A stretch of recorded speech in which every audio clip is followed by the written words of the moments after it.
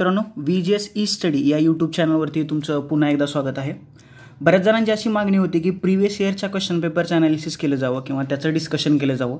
तर त्याचाच हा आपण एक छोटासा प्रयत्न करतोय की या आपण व्हिडिओ सिरीजच्या माध्यमातून आपण जे मागच्या वर्षीचे म्हणजे 2013 ते 2019 आयोगाचे क्वेश्चन पेपर आहेत तर त्याचं आपण ॲनालिसिस करण्याचा प्रयत्न करतोय किंवा त्याच्या माध्यमातून आपण तुमच्याबरोबर हे प्रश्न पाठ पोहोचवण्याचा प्रयत्न करतोय. कारण बऱ्याचशा यूट्यूब चॅनलवरती कचरा झालेला आहे. कारण काय क्वेश्चन कुठून घेतले जातात काय नाही तर काही त्याचा ताळमेळ लागत नाही. तर हे कुठेतरी आपण एका ठिकाणी तुम्हाला कंपाईल करून देण्याचा प्रयत्न करतोय. तर हा एक नवा उपक्रम आहे. तुम्हाला कसा वाटतंय पहा, नक्कीच आवडेल. जर का आवडला तर तुम्ही इतरांबरोबर शेअर करा. याशिवाय VGS ई स्टडीचं जे टेलिग्राम यूट्यूब चॅनल आहे, इंस्टाग्राम आहे आणि फेसबुक पेज आहे, जर का तुम्ही इथं आम्हाला 4 ठिकाणी जॉईन झाला नसाल तर खाली डिस्क्रिप्शन बॉक्समध्ये या 4 सोशल मीडियाच्या लिंक्स तुम्हाला दिलेल्या आहेत. आणि आपल्या चॅनलवरती ज्या इतर सर्व गोष्टी अपलोड केल्या जातात, अधिकाऱ्यांचे व्हिडिओ लेक्चर सिरीज असतील किंवा विषयानुसारचे व्हिडिओ लेक्चर सिरीज असतील, तर याचासुद्धा एक्सपिरियन्स तुम्ही घेऊ शकता. एक दर्जेदार स्टडी मटेरियल तुमच्यापर्यंत पोहोचवण्याचा आमचा एक प्रयत्न आहे आणि त्याच्यातलाच हा एक छोटासा प्रयत्न. आपण 2013 पासून सुरुवात करतोय. तर ही 2000 राज्यसेवा पूर्व परीक्षा 2013 क्वेश्चन सेट ए आहे. तर त्याच्यातले जे GSचे जे क्वेश्चन आहेत तर ते आज आपण डिस्कस करण्याचा प्रयत्न करणार आहोत किंवा त्याच्याबद्दल मी तुम्हाला माहिती देण्याचा प्रयत्न करणार आहोत. As it is question paper तुमच्या समोर तुम्हाला दिसतोय. तर 1 बाय 1 आपण त्याच्यातले प्रश्न डिस्कस करणार आहोत किंवा जे काही क्वेश्चन पेपरचं ॲनालिसिस होतं तर ते आपण करणार आहे. शक्यतो तुम्हाला मी मराठी प्रश्न स्क्रीनवरती दाखवण्याचा प्रयत्न करीन. जर का इंग्लिश असेल तर तोही तुम्ही पाहू शकता, परंतु शक्यतो आपण मराठी माध्यमातून जाण्याचा प्रयत्न करूया. क्वेश्चन नंबर 1 तुमच्या स्क्रीनवरती आलाय. खालीलपैकी एक ब्रिटिश नेता आणि संसद सदस्याने स्वीकारले की 1857चा उठाव सैनिकी विद्रोह नसून तो एक राष्ट्रीय उठाव होता. तर ती व्यक्ती कोण? ऑप्शन 1 आहे Lord Dalhousie, Lord Canning, Lord William Gladstone आणि 4 आहे बेंजामिन डिझायरली. तर असा कोण होता की ज्याने 1857चा जो उठाव होता तर तो एक सैनिकी विद्रोह नव्हता, तर तो एक राष्ट्रीय उठाव होता असं स्वीकारलं. तर या प्रश्नाचं उत्तर आहे पर्याय क्रमांक 4 बेंजामिन डिझायरली. तर याने स्वीकारलं की तो फक्त एक सैनिकी विद्रोह नव्हता तर तो एक राष्ट्रीय उठाव होता असं त्याने स्वीकारलेलं आहे. तुम्हाला माहितीच आहे की भारतीयांनी 1857 मध्ये इंग्रजी सत्तेविरुद्ध केलेला हा उठाव होता. काही इतिहासकार या उठावास बंड म्हणतात तर काही यास स्वातंत्र्ययुद्ध म्हणूनही गौरवतात. 1857चा जो उठाव होता तर या उठावाच्या पाठीमागं राजकीय, आर्थिक, सामाजिक, धार्मिक, लष्करी अशी अनेकविध कारणं असल्याचं तुम्हाला दिसून येतं आणि या कारणामुळेच 1857चा उठाव तुम्हाला झाल्याचं दिसून येत आहे. आता याच्यामध्ये हे जे बाकीचे डलहौसी, लॉर्ड कॅनिंग आणि विल्यम ग्लॅडस्टोन जे आहेत तर याच्याबद्दल सुद्धा वाचून घ्या. हा जो बेंजामिन डिझायरली जो होता तर हा ब्रिटिश राजकारणी व 2 वेळा युनायटेड किंगडमचा पंतप्रधान होता. ज्यू धर्मीय कुटुंबात जन्मलेला तो आजवरचा एकमेव ब्रिटिश पंतप्रधान होता. हा जो बेंजामिन डिझायरली जो आहे तर हा ज्यू धर्मीय कुटुंबात जन्मलेला तो आजवरचा एकमेव ब्रिटनचा पंतप्रधान होता. हा ग्लॅडस्टोन जो होता तर हा एक ब्रिटिश राजकारणी व 4 वेळा युनायटेड किंगडमचा पंतप्रधान होता. आता डलहौसीबद्दल तुम्हाला काय वेगळे सांगायची गरज नाहीये. आधुनिक भारताचा निर्माता म्हणून त्याला ओळखलं जातं. विद्युत तारेचा प्रारंभकर्ता असंही त्याला म्हणतात. याशिवाय डलहौसीने संस्थानांना दत्तकपुत्र घेण्यास अनुमती दिली, पण दत्तकपुत्र हा गाडीचा वारस मानण्यास मात्र त्यांनी नकार दिला. हे तुम्हाला माहितीच आहे की डलहौसीने या सिद्धांतानुसार सातारा, संबलपूर, जेतपूर, बघाट, उदयपूर, झाशी, नागपूर इत्यादी संस्थाने खालसा केलेली आहेत. आणि ह्या डलहौसीकृत सुधारणांचा एकमेव उद्देश होता ते सत्तेचं केंद्रीकरण करणं की जे 1784 कायद्यात की जे आपण पॉलिटीच्या लेक्चर सिरीजमध्ये पाहतो तर त्याच्यामध्ये केलेला आहे. याच्यानंतरचा जो आहे तर तो येतो लॉर्ड कॅनिंग. तर लॉर्ड कॅनिंग तुम्हाला माहितीच आहे की कॅनिंग हा ईस्ट इंडिया कंपनीचा शेवटचा गव्हर्नर जनरल आणि ब्रिटिश संसदेद्वारा नियुक्त केलेला पहिला व्हाईसरॉय होता. 1858चा उठाव जो होता तर तो कॅनिंगच्या काळात झाला असं आपण मानतो. आता हा जो 1857चा उठाव होता तर याच्याबद्दल बऱ्याचशा इंग्रजांचं काय मत होतं ते पाहूया आपण. रेज नावाचा अधिकारी म्हणतो observe that the revolt was a war again Christianity असं रेज म्हणतो. आउटरम म्हणतो revolt was a Muslim conspiracy to overthrow the British from India. याच्यानंतर आर होम्स म्हणतो this revolt was a clash of civilization and barbarization. याच्यानंतर Benjamin Disraeli म्हणतो nationalist म्हणजेच राष्ट्रीय उठाव होता. लॉरेन्स अँड सिली म्हणतो had some coherence with the Indian view point specially with of S.N. Sen that is was a military revolt in the real sense. आणि तुम्हाला माहितीच आहे स्वातंत्र्यवीर सावरकर म्हणतात फर्स्ट वॉर ऑफ इंडिपेंडन्स म्हणजे पहिलं स्वातंत्र्य युद्ध किंवा पहिलं स्वातंत्र्य समर असं विनायक दामोदर सावरकरांनी या उठावाचं वर्णन केलेलं आहे. तर या प्रश्नाचं उत्तर आहे पर्याय क्रमांक 4 बेंजामिन डिझायरली. ओके, आलं लक्षात. तर याच्यानंतर पुढचा प्रश्न तुमच्या स्क्रीनवरती आलाय. प्रश्न वाचा की ज्या युद्धामुळे स्वतंत्र व लोकशाही मिळणार नाही, कामगार वर्गाला ज्यापासून काहीच फायदा होणार नाही, त्या युद्धात भारताने सहभागी होऊ नये. हा ठराव 1940 साली कोणी केला? नक्कीच हा ठराव कोणत्या युद्धासंबंधी असेल हे तुमच्या लक्षात आलंच असेल. तर ऑप्शन 1 आहे भारतीय राष्ट्रीय काँग्रेस, 2 आहे मुस्लिम लीग, 3 आहे All India Union Congress that is AITUC आणि 4 आहे हिंदू महासभा. तर या प्रश्नाचं उत्तर आहे पर्याय क्रमांक 3 All India Trade Union that is AITUC. तर यांनी हा असा उठाव केलेला आहे. Akhil Bharatiya trade Union Congress म्हणजेच All India Trade Union Congress AITUC 31 October 1920 रोजी याची स्थापना झालेली भारतातील सर्वात जुनी मध्यवर्ती कामगार संघटना ही आहे. लाला लजपतराय हे आयटकचे पहिले अध्यक्ष होते. याच्यानंतर CR दास, सरोजिनी नायडू, जवाहरलाल नेहरू, सुभाषचंद्र बोस इत्यादींनी अध्यक्षपद भूषवलेलं आहे. आयटक ही जी संस्था आहे तर ती ट्रेड युनियन रेकॉर्ड नावाचे एक पाक्षिक प्रसिद्ध करते. ओके, हे तुम्हाला माहितीच आहे. याच्यानंतर ह्या बाकीच्या संघटना आपण त्यानंतर पुढच्या प्रश्नात जिथं डिस्कशन येईल तर तिथं आपण ते पाहण्याचा प्रयत्न करूया. या प्रश्नाचं उत्तर आहे All India Trade Union Congress. याच्यानंतर तिसरा प्रश्न तुमच्या स्क्रीनवरती आलाय. गांधार कलाशैली डॅश डॅश कलाशैलीने प्रभावित झालेली होती. ग्रीक व चिनी, युनानी व रोमन, पर्शियन व ग्रीक, चिनी व पर्शियन. तर या प्रश्नाचं उत्तर आहे पर्याय क्रमांक 2 युनानी व रोमन. ओके, जी गांधार कलाशैली होती तर ती युनानी आणि रोमन या 2 कलाशैलींनी प्रभावित झालेली शैली होती. गांधार शैली जी आहे तर प्राचीन भारतातील गांधार देशात इसवी सन पूर्व 1ल्या शतकापासून ते इसवी सन पूर्व 5व्या शतकापर्यंत वास्तुकला, मूर्तिकला, कनिष्ठ कला यांची भरभराट झाली आणि या कला निर्मितीसच आपण गांधार शैली ही सर्वसाधारणपणे शैली दिलेली दिसते. गांधार शैलीने शिल्पकलेच्या इतिहासात आमूलाग्र बदल केला आणि त्यातून एक नवीनच संप्रदाय उदयाला आला. निळसर, करडा, सुभाजा जातीचा दगड, चुना किंवा चिकणमाती ही सर्वसाधारण माध्यमं आणि ग्रीक रोमन शैलींचा प्रभाव या खास वैशिष्ट्यामुळे इतर भारतीय शैलीहून गांधार शैलीचा आगळेपणा सहजपणे प्रत्यास येतो किंवा तो आपल्याला दिसून येतो. याच्यामध्ये 3 कलाशैली महत्त्वाच्या मानल्या जातात. पहिली आहे गांधार, नंतर मथुरा आणि तिसरी आहे अमरावती. लक्षात ठेवा, ज्या 3 शैली आहेत, ओके, एकूण 3 शैली महत्त्वाच्या मानल्या जातात. पहिली आहे गांधार, याच्यानंतर आहे मथुरा आणि याच्यानंतर आहे Amravati. Okay, G for Gandhar, M for Mathura आणि A फॉर अमरावती.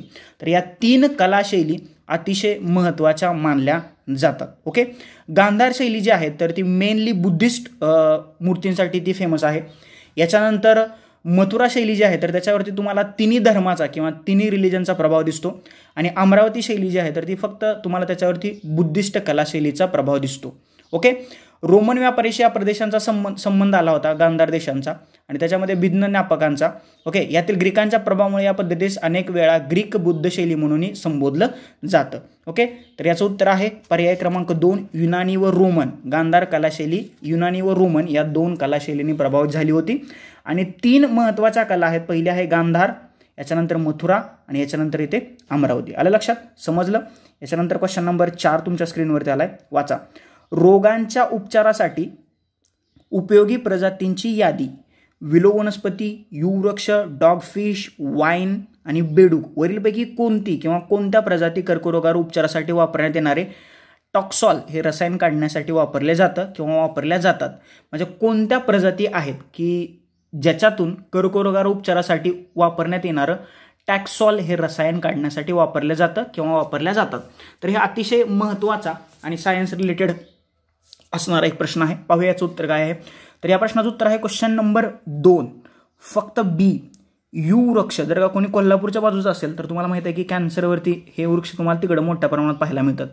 तर यू वृक्ष जे आहेत तर याची जी साल असते तर याच्या सालीपासून हे टॉक्सॉल नावाचं जे रसायन आहे की ज्याचा कर्करोगावरती उपचारासाठी उपयोग केला जातो तर ते त्याच्यापासून मिळवलं जातं. आलं लक्षात, त्याची साल वापरली जाते. आलं लक्षात, बार्क साल त्याची वापरली जाते. ओके, समजलं. याच्यानंतर पुढचा प्रश्न क्वेश्चन नंबर 5 तुमच्या स्क्रीनवरती आलेला आहे. बघा, मध्ययुगाच्या सुरुवातीला भारतीय इतिहासात पुढील 2 वैशिष्ट्यपूर्ण प्रवाह दिसून आले तर ते प्रवाह कोणते. ए आहे अद्वैत वेदांत अशा तत्वज्ञानाचा विस्तार, बी बौद्ध तत्वज्ञानानुसार शिल्पकलेची प्रगती, सी चिदंबरम मदुराई अशा मंदिर केंद्रीय नगरांचा विकास आणि डी आहे रोमन साम्राज्याबरोबर व्यापार. तर तुम्हाला हे 4 ऑप्शन दिलेत आणि याच्यातनं तुम्हाला 1, 2, 3 आणि 4 असे खाली ऑप्शन दिलेले आहेत. म्हणजे प्रश्न बघा किती क्रिटिकल करण्यात आलेला आहे. तर या प्रश्नाचं उत्तर आहे क्वेश्चन नंबर 5. याचं उत्तर आहे पर्याय क्रमांक 3 ए आणि सी. ओके, ए आणि सी. प्रश्न नीट वाचा अजून एकदा. मध्ययुगाच्या सुरुवातीला भारतीय इतिहासात हे 2 वैशिष्ट्यपूर्ण प्रवाह दिसून येतात. पहिला आहे अद्वैत वेदांत अशा तत्वज्ञानाचा विस्तार आणि दुसरा आहे चिदंबरम मदुराई अशा मंदिर केंद्रीय नगरांचा विकास. आलं लक्षात. आणि बौद्ध कलेचा विकास सुद्धा याच पिरियडमध्ये तुम्हाला झाल्याचं दिसून येतं. याच्यामध्ये अद्वैत ही जी शाळा आहे तर त्याच्यामध्ये आदिशंकर आणि त्यांचे गुरु गौपदा यांचं प्रामुख्यानं त्याचे प्रोपाउंडर्स आहेत. याच्यानंतर विश्वाद्वित्य त्याच्यामध्ये रामानुजन आहेत. दैवित्व याच्यामध्ये माधवाचार्य आहेत. दैवित्ववाद याच्यामध्ये निंबार्क आहेत. शुद्धविता याच्यामध्ये वल्लभ आहेत. अचिंत्य बेडाबड्डा याच्यामध्ये चैतन्य महाप्रभू आहेत. पूर्ण अद्वित्य और इंटिग्रल अद्वित्य याच्यामध्ये श्री अरबिंदो आहेत आणि मॉडर्न वेदांतामध्ये स्वामी विवेकानंद आहेत. तर अशा ह्या महत्त्वाच्या भारतातल्या काही शाळा तुम्हाला दिसून येतात. तर ह्याही तुम्हाला आपल्या टेलिग्राम चॅनलवरती मी अवेलेबल करून देण्याचा प्रयत्न करतोय. आलं लक्षात. हा झाला क्वेश्चन नंबर 5. याच्यानंतर क्वेश्चन नंबर 6 तुमच्या स्क्रीनवरती आलाय बघा. सविनय कायदेभंगाच्या चळवळीचं उद्दिष्ट कोणतं? जो आपला सविनय कायदेभंगाची चळवळ होती तर त्याचं उद्दिष्ट कोणतं? कायदे मोडून प्रशासनाला जेरीस आणणं, सरकारकडून अधिक मागण्या मान्य करून घेणं, गोलमेज परिषदेत काँग्रेससाठी स्थान मिळवणं आणि 4 आहे वैयक्तिक सत्याग्रह लोकप्रिय करणं. तर तुम्हाला माहितीच आहे की सविनय कायदेभंग जे आहे तर या चळवळीचं मुख्य उद्दिष्ट होतं पर्याय क्रमांक 1 कायदे मोडून प्रशासनाला जेरीस आणणं. ओके, आता सिव्हिल डिसओबिडियन्स म्हणजेच सविनय कायदेभंग चळवळीबद्दल तुम्हाला काही वेगळं सांगायची गरज नाही. लाहोर ठरावानुसार गांधीजींच्या नेतृत्वाखाली 14 फेब्रुवारी 1930 रोजी सविनय कायदेभंग चळवळ सुरू करण्यात आली. हिंसा न करता ब्रिटिशांचे जुलमी कायदे मोडणे आणि त्या संदर्भात शिक्षा भोगणे म्हणजेच सविनय कायदेभंग. म्हणजे कोणतीही हिंसा करायची नव्हती, ब्रिटिशांचे कायदे मोडायचे होते आणि कायदे मोडून तिथं तुम्हाला शिक्षाही भोगायची होती. 12 मार्च ते 5 एप्रिल 1930 या काळात आपल्या 75 सहकाऱ्यासोबत साबरमती आश्रमातून ते दांडीपर्यंत सुमारे 390 किलोमीटर चालत जाऊन दांडी येथे सत्याग्रह केला. डॉक्टर सरोजिनी नायडूंच्या नेतृत्वाखाली धारासना सत्याग्रह करून मिठाचा कायदा मोडलेला आहे. असे वेगवेगळे कायदे याच्यामध्ये मोडण्यात आले. महाराष्ट्रात बिळाशी, सातारा, अकोला व संगमनेर, नगर, चिरनेर, रायगड, लोहर, चंद्रपूर इथंही असे साराबंदीशी संबंधित सत्याग्रह झालेले आहेत. इतरही मोठ्या प्रमाणात कार्यक्रम झालेले आहेत. काही सरकारची धोरणं याच्यामध्ये तुम्हाला पुढे आल्याचे दिसतात. सरकारच्या जातीयवादी धोरणामुळे 1934 मध्ये सविनय कायदेभंग चळवळ बंद करून वैयक्तिक सत्याग्रह म्हणजे इंडिव्हिज्युअल डिसओबिडियन्स किंवा इंडिव्हिज्युअल सत्याग्रह सुरू करण्यात आलेले आहेत. आलं लक्षात. हा झाला क्वेश्चन नंबर 6. याच्यानंतर क्वेश्चन नंबर 7 तुमच्या स्क्रीनवरती आलाय बघा. इथं आहे क्वेश्चन नंबर 7. आपण 7 बद्दल डिस्कशन करणार आहेत आणि नंतर खाली 8. खालीलपैकी कोणता असहकार चळवळीचा भाग नव्हता? शाळावरील बहिष्कार, न्यायालयांवरील बहिष्कार, परदेशी कपड्यांवरील बहिष्कार, कर न भरणं. काय आहे?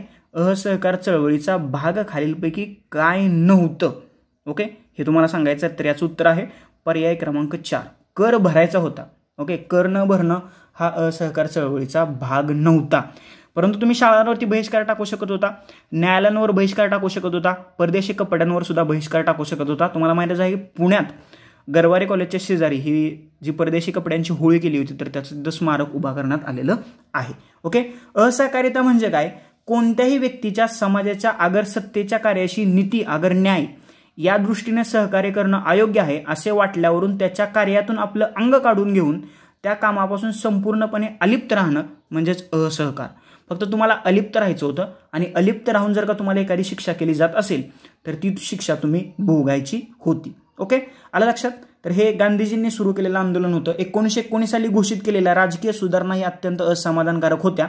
या सर्व अन्यायावर एकमेव उपाय म्हणून गांधीजींनी 1920 मध्ये आपल्या अत्याचारी असहकार्याच्या राष्ट्रव्यापी चळवळीची घोषणा केली आणि या चळवळीच्या माध्यमातूनच हे स्वातंत्र्य नजरेच्या टप्प्यात आणण्याचा प्रयत्न तुम्हाला केल्याचं दिसतं. ओके, आलं लक्षात. तर याचं उत्तर आहे पर्याय क्रमांक 4.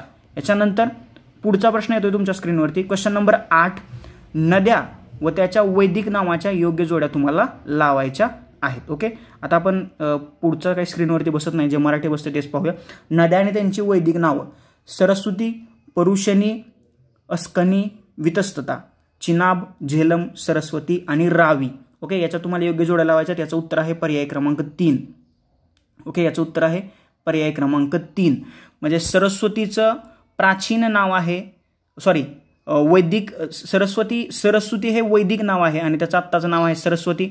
पुरुषिणी, रावी, अस्कनी, चिनाब आणि वितस्तता याचं नाव आहे झेलम. तर या तुम्हाला माहितीच आहे की वेदिक नाव, ऋग्वेदिक नाव आणि मॉडर्न नाव: सिंधूचं इंदस, वितस्ताचं झेलम, अस्किनीचं चिनाब, विपासचं बियास, पुरुषिणीचं रावी, सुतुद्रीचं सतलज, याच्यानंतर द्रिशादवतीचं घग्गर, कुभाचं कबूल, अफगाणिस्तानमधले आहे काबूल, सुवस्तीचं स्वात, अफगाणिस्तानमध्ये, कुर्मूचं कुर्रम, अफगाणिस्तानमध्ये, गोमतीचं गोमल आणि सरस्वतीचं सरस्वतीच. हे नाव सरस्वती असं तुम्हाला झाल्याचं दिसतं. आलं लक्षात? हा झाला क्वेश्चन नंबर 8. याच्यानंतर पुढचा प्रश्न क्वेश्चन नंबर 9 तुमच्या स्क्रीनवरती आलेला आहे.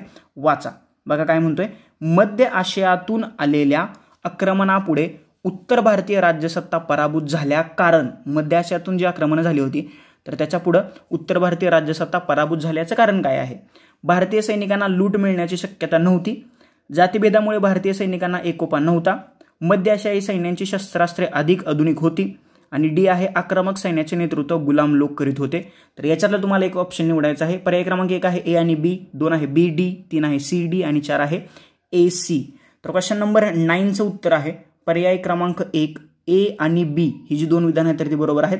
मध्य आशियातून आलेल्या आक्रमणापुढे उत्तर भारतीय राज्यसत्ता पराभूत झाल्या कारण भारतीय सैनिकांना लूट मिळण्याची शक्यता नव्हती आणि बी जातीभेदामुळे भारतीय सैनिकात एकोपा नव्हता. ओके, मध्य आशिया म्हणजे तुम्हाला माहितीच आहे की हा आशिया खंडामधील एक भौगोलिक प्रदेश आहे. सर्वसाधारणपणे मध्य आशियामध्ये आशियाच्या पश्चिम भागातील युरोपाच्या सीमेजवळील भूभागाचा समावेश केला जातो. यामध्ये भूतपूर्व सोव्हिएत संघाच्या विघटनानंतर स्वतंत्र झालेले कझाकिस्तान, किर्गिस्तान, उझबेकिस्तान, तजाकिस्तान व तुर्कमेनिस्तान हे देश येतात.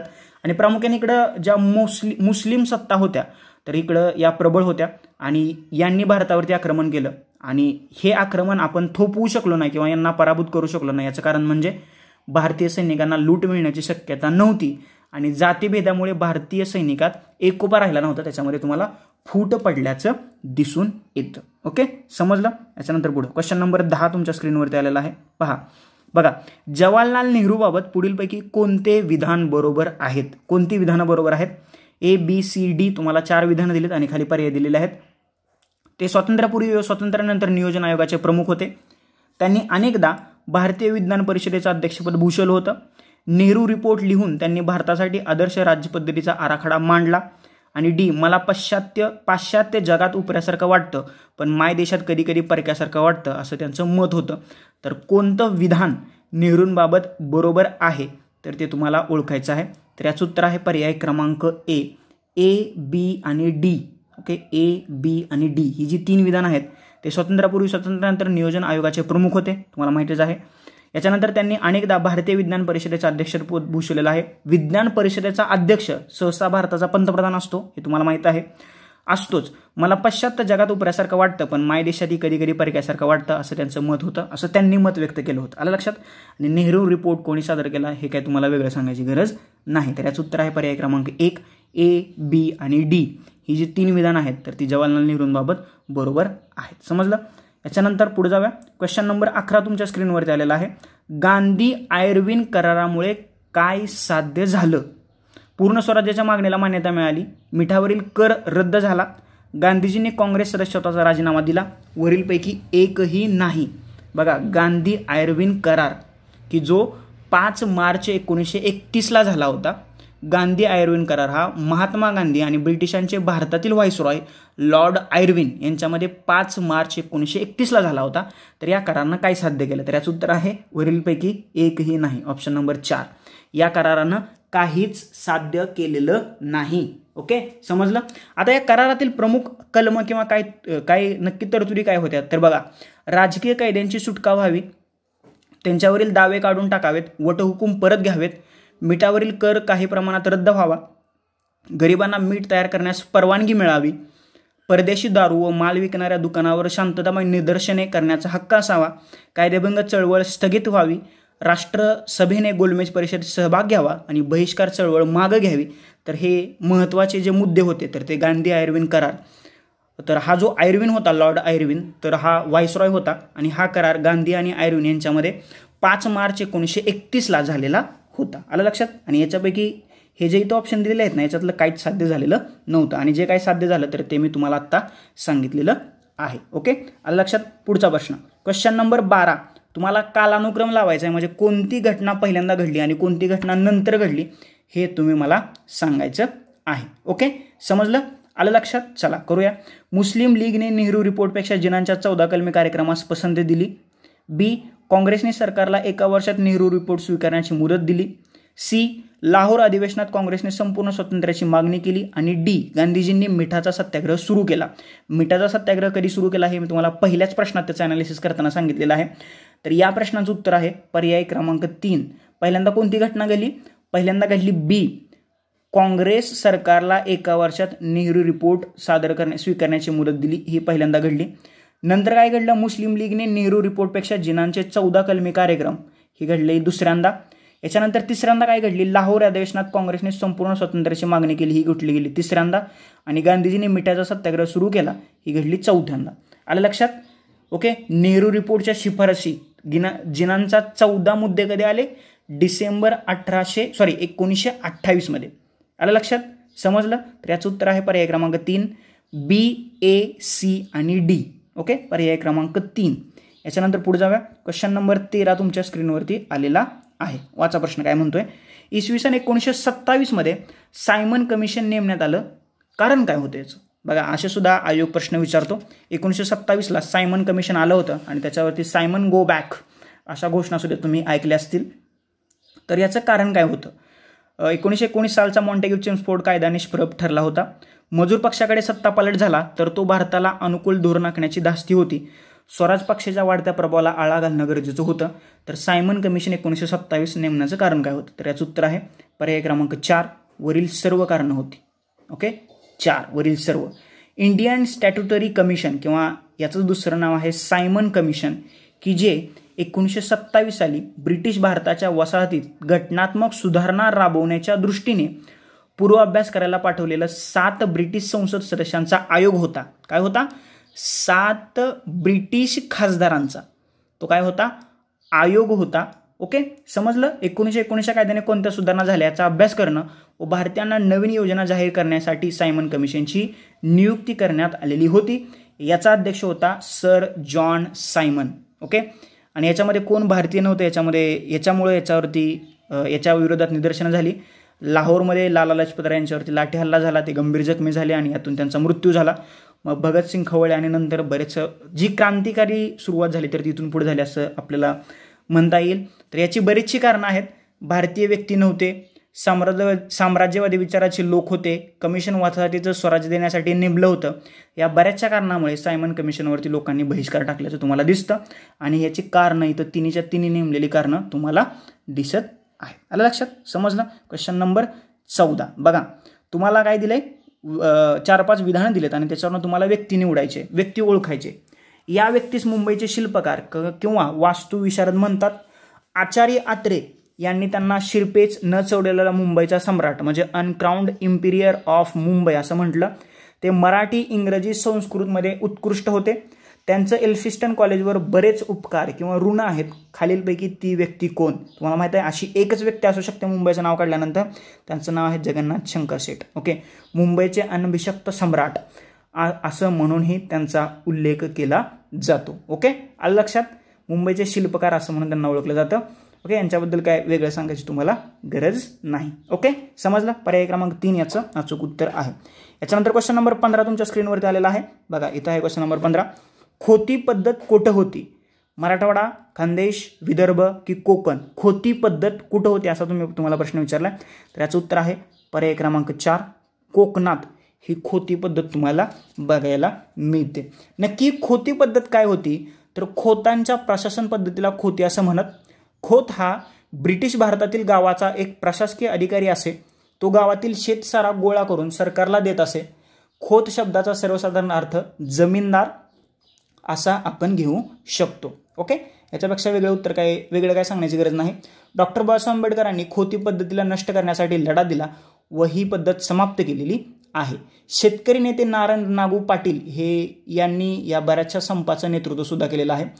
खोती पद्धत रद्द कायदा 1949 साली हा अस्तित्वात आला आणि या पद्धतीनं या कायद्याने की ज्याच्यामध्ये डॉक्टर बाबासाहेब आंबेडकरांचा खूप पुढाकार होता आणि या कायद्याने ही खोती पद्धत रद्द करण्यात आलेली आहे की जी कोकणामध्ये तुम्हाला पाहायला मिळत होती. आलं लक्षात? याचं उत्तर आहे पर्याय क्रमांक 4, कोकणात ही पद्धत पाहायला मिळायची. याच्यानंतर पुढचा प्रश्न आहे क्वेश्चन नंबर 16 आलेला आहे तुमच्या स्क्रीनवरती. पहा, गन पावडर हे एक मिश्रण आहे जे पेटवल्यास रासायनिक प्रक्रिया होऊन स्फोट होतो. या मिश्रणात पुढील बाबी असतात. ओके, गन पावडर हे एक मिश्रण आहे, पेटवल्यास रासायनिक प्रक्रिया घडते. त्याच्यामध्ये काय काय असतं? पोटॅशियम नायट्रेट, कोळशाची powder, sulphur, sodium carbonate, calcium sulphate. तर याचं उत्तर आहे पर्याय क्रमांक 1 ABC. गन पावडरमध्ये काय काय असतं? पोटॅशियम नायट्रेट, कोळशाची पावडर आणि सल्फर. तर या 3 गोष्टीपासून गन पावडर बनते. तुम्हाला असं सुद्धा विचारलं जातं की खालीलपैकी कोणत्या 3 घटकांपासून गन पावडर बनते? तर पोटॅशियम नायट्रेट, कोळशाची पावडर आणि सल्फर. किंवा तुम्हाला असं विचारलं जाऊ शकतं की पोटॅशियम नायट्रेट, कोळशाची पावडर आणि सल्फर यांच्या मिश्रणातून खालीलपैकी कोणता घटक तयार केला जातो किंवा बनतो? तर त्याचं नाव आहे गन पावडर. यालाच आपण काय म्हणतो? बंदुकीची दारू. बंदुकीची दारू म्हणजेच अमोनियम नायट्रेट, सल्फर म्हणजेच गंधक आणि लोणारी कोळशाची भुकटी यांचं मिश्रण आहे. बंदुकीच्या दारूसाठी अमोनियम नायट्रेट, सल्फर आणि कोळशाची बारीक पूड केली जाते. मग त्याचं योग्य प्रमाणात मिश्रण करतात.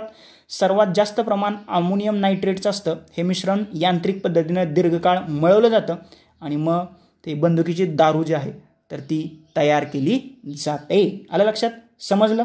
ओके, याच्यानंतर पुढचा प्रश्न क्वेश्चन नंबर 17 आलेला आहे तुमच्या स्क्रीनवरती. बघा, खालील 2 विधाने पाहावीत आणि मग तुम्हाला बरोबर विधान निवडायचं आहे. भारतात प्रतिमानशी कृषी क्षेत्राची उपलब्धता सन 1951च्या 0.48 हेक्टरपासून 1991 पर्यंत 0.16 हेक्टर एवढी कमी झाली व ती 2035 पर्यंत 0.8 हेक्टरपर्यंत खाली जाण्याची शक्यता आहे. बी, कृषी क्षेत्राची उपलब्धता कमी होण्याचं प्रमुख कारण वाढती लोकसंख्या व कृषी क्षेत्राचे अकृषी क्षेत्राकडे वळती करणं आहे. तर वरीलपैकी कोणतं विधान बरोबर आहे? तर या प्रश्नाचं उत्तर आहे पर्याय क्रमांक 3. ही दोन्ही विधानं बरोबर आहेत आणि बी जे आहे तर एचं कारण आहे. ओके, याचं कारण काय आहे? कृषी क्षेत्राची उपलब्धता कमी होण्याचं प्रमुख कारण लोकसंख्या वाढतीये आणि कृषी क्षेत्राचं अकृषी क्षेत्राकडं NA नॉन ॲग्रिकल्चर. जर का जमीन विकायची असेल तर आपण NA करून घेतो. NA म्हणजे नॉन ॲग्रिकल्चर जमीन आहे, म्हणजे ती ॲक्च्युली जी शेतीची असते. परंतु जर का त्याला कलेक्टरने सांगितलं की ही NA जमीन आहे तर ती विकायला किंवा तिचा काही करायला तुम्ही मोकळं होता. जर का आपण वर्ष पाहिलं आणि प्रतिमानशी धारण क्षेत्र पाहिलं, 1951ला हे 0.48 हेक्टर होतं. 2011मध्ये ते 0.13 हेक्टर आहे. 2035मध्ये ते 0.8 हेक्टर सर्वसामान्यपणे येण्याची शक्यता आहे. ओके, तर ही त्याची कारणं आहेत. तर हे तुम्हाला माहितीच आहे. जर का सरासरी कृषी धारण क्षमता पाहिलं तर भारतात सध्या आहे 1.23 हेक्टर, महाराष्ट्रात 1.46 हेक्टर, राजस्थानमध्ये 3.38 हेक्टर, गुजरातमध्ये 2.20 हेक्टर आणि पंजाबमध्ये 3.95 हेक्टर ही तुम्हाला जमीन धारण क्षमता असल्याचं दिसून येते. ओके, समजलं?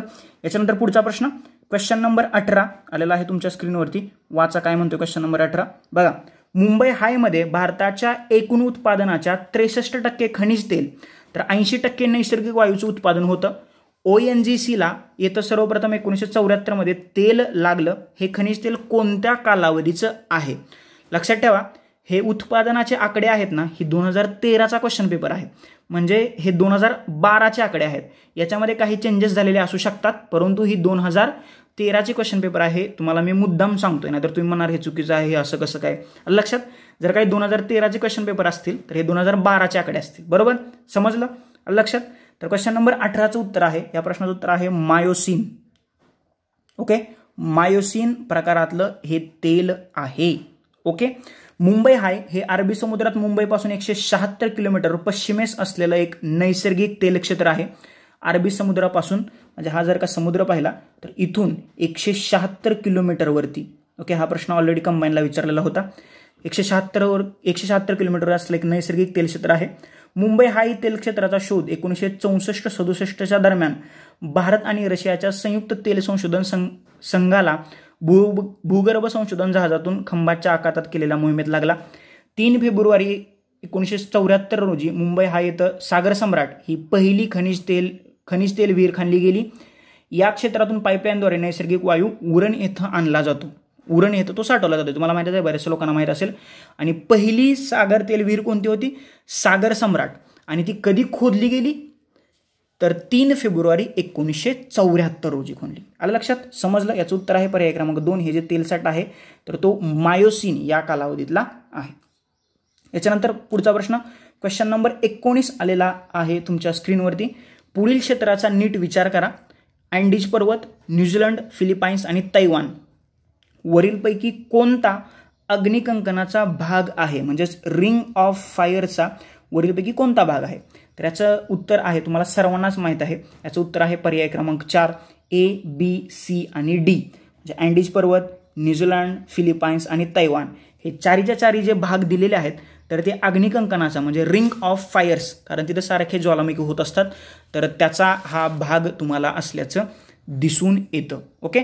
आता बघा, प्रशांत महासागराची जी किनारपट्टी लगतचा प्रदेश आहे तर जगातील सर्वात मोठा भूकंप प्रवण व ज्वालामुखीचे क्षेत्र म्हणून ओळखला जातो. या भागात जगातील ज्वालामुखीच्या 80% ज्वालामुखी होतात, तर जगातील एकूण भूकंपाच्या 69% भूकंप होतात. अँडीज पर्वत, न्यूझीलंड, फिलिपाईन्स, तैवान हा अग्निकंकनाचा भाग आहे. म्हणजेच हा भाग जास्तीत जास्त जागृत ज्वालामुखीचा आहे. या भागामध्ये ज्वालामुखीचा सतत उद्रेक होत असतो, त्यामुळे यास अग्निकंकनाचा भाग म्हणतात. प्रशांत महासागर किनारपट्टी प्रदेशात सर्वाधिक भूकंपप्रवण क्षेत्र 2 भागामध्ये विभागलं गेलं आहे. एक आहे प्रशांत महासागरातील पूर्व किनारपट्टी आणि 2 आहे प्रशांत महासागरातील पश्चिम किनारपट्टी.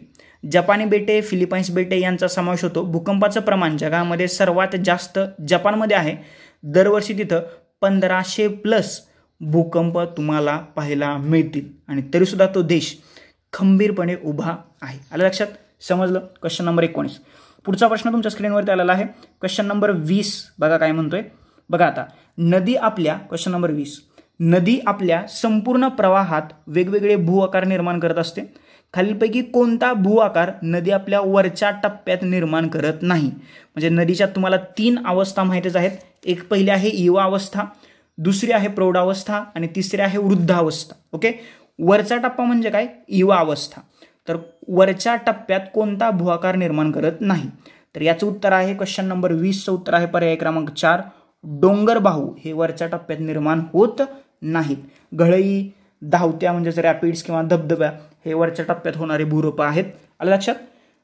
युवा अवस्थेत जो नदीचा गतिप्रवाह असतो तर तो एकदम फास्ट असतो. प्रौढावस्थेमध्ये हा खोऱ्यातील टप्पा असतो आणि वृद्धावस्था हा तिसरा आणि अंतिम टप्पा असतो. नदीची वृद्धावस्था प्रदर्शित करतात त्याला मैदानी टप्पा असंही म्हटलं जातं. ओके. समजलं? आलं लक्षात? ओके. पुढे जाऊया आता. तर हे आज आपण असं करूया की प्रत्येक दिवशी आपण 20 प्रश्न डिस्कस करण्याचा प्रयत्न करूया, की जेणेकरून म्हणजे एका व्हिडिओमध्ये 20 प्रश्न. ओके. तर असे 5 व्हिडिओ आपल्याला एका टेस्ट सिरीजसाठी करावे लागतील, याच्यासाठी करावे लागतील की जेणेकरून तुमचाही जास्त वेळ जाणार नाही आणि जास्तीत जास्त प्रश्न आपले डिस्कस करून होतील.